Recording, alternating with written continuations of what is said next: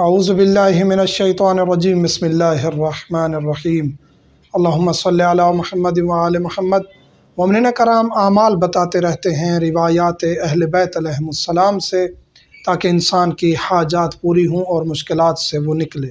آج ذکر کریں گے کہ اگر ایک ماں کا بیٹا بیمار ہے یا بیٹی بیمار ہے، بیٹے کے بارے میں روایت ہے، بیٹی کے لیے بھی آپ یہ عمل کر سکتے ہیں۔ بیمار ہے، بہت زیادہ تکلیف میں ہے، ٹھیک نہیں ہو رہا، تو ماں اس کے بارے میں کیا عمل کرے گی؟ امام جعفر صادق علیہ السلام کی ہمشیرہ ہیں جناب ام سلمہ، وہ مولا کے پاس تشریف لاتی ہیں اور فرماتی ہیں کہ میرا بیٹا اسماعیل شدید بیمار ہے، بستر مرگ پر ہے، میں کیا کروں؟ تو مولا ایک عمل عطا فرماتے ہیں اور وہ بی وہ عمل انجام دیتی ہیں۔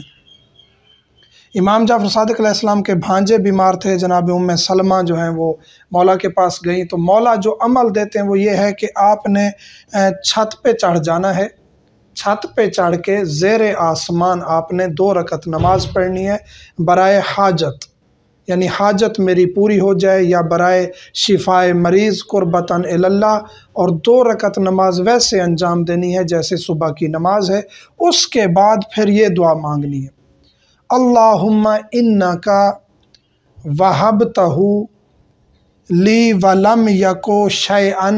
یہ آرام سے اس لیے پڑھ رہا ہوں تاکہ آپ اس کے تلفظ کو دہرا سکیں۔ اللہم انکا وہبتہ لی ولم یکو شیئن اللہم انی استوہبکہ مبتدئا فاعرنیہ۔ یہ انشاءاللہ ڈسکرپشن میں بھی ڈال دیں گے دعا، چھوٹی سی دعا ہے، بس 2 رکعت نماز کے بعد یہ دعا مانگ کے آپ نے اللہ سے شفا طلب کرنی ہے اپنے بچے کی۔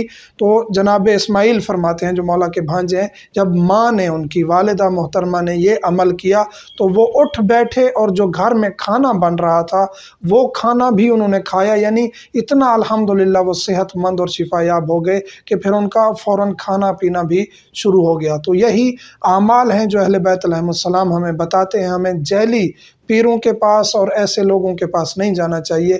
جب ہم پریشان ہو جاتے ہیں یا ڈاکٹروں سے ہمیں صحت نہیں مل رہی ہوتی تو پھر اہل بیت کا اور توسل کا دروازہ کھٹکھٹانا چاہیے۔ مومنین سے ملتمس ہوں ہمیں خصوصی دعاؤں میں یاد رکھا کریں۔ الحمدللہ رب العالمین۔